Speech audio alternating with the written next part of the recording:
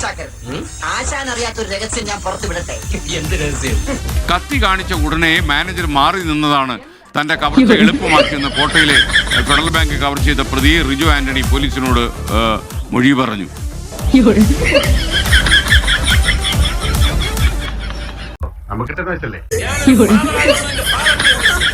കത്തി കാണിച്ച ഉടനെ മാനേജർ മാറി നിന്നതാണ് തന്റെ കവർച്ച എളുപ്പമാക്കിയെന്ന് കോട്ടയിലെ ഫെഡറൽ ബാങ്ക് കവർ ചെയ്ത പ്രതി റിജു ആന്റണി. അപ്പൊ കാര്യങ്ങളാണല്ലോ. എന്നെ കൊണ്ട് ആ ക്രൂരത ചെയ്യിപ്പിച്ചത് തോട്ടപ്പള്ളിക്കാരാണെങ്കിലും ഇപ്പൊ പറഞ്ഞു വന്ന് ഈ കോട്ട ബാങ്കിലെ മാനേജർ കാരണമാണ് താൻ മോഷ്ടിച്ചത് എന്ന് പറയാഞ്ഞത് എന്തായാലും നന്നായി.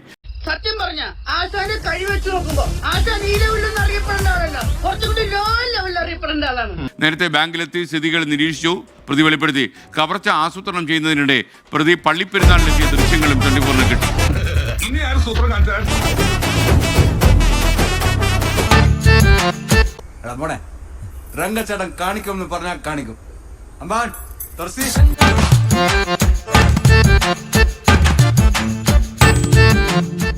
കുട്ടിക്കൊരു 5 വയസ്സ് കുറവുള്ള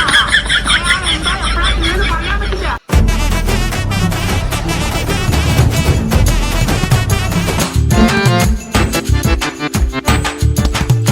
ഗ്രാമത്തിന്റെ പൾസറിഞ്ഞാൽ അവ കളിച്ചലോട് സോലെ.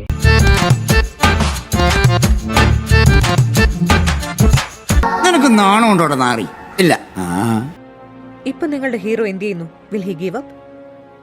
മുറിവേറ്റ സിംഹത്തിന്റെ ശ്വാസം ഗർജനത്തെക്കാൾ ഭയങ്കരമായിരുന്നു. ഈ സിറ്റിയെ കിടുകിട വിറപ്പിക്കുന്ന പ്രസിദ്ധ മോഷ്ടാവ് നീ കേട്ടിട്ടുണ്ടോ? ഇല്ല.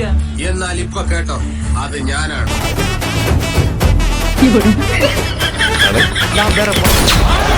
ഞാൻ കള്ളൻ പറഞ്ഞേക്കാന്നല്ലാതെ ഒരു കള്ളനെ ജീവനോടെ നേരിട്ട് നിന്ന്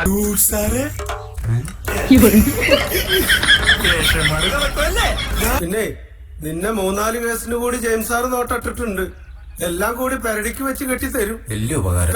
നോക്കി കണ്ടൊക്കെ നടന്നടാ. സത്യസന്ധനായ കള്ളൻ.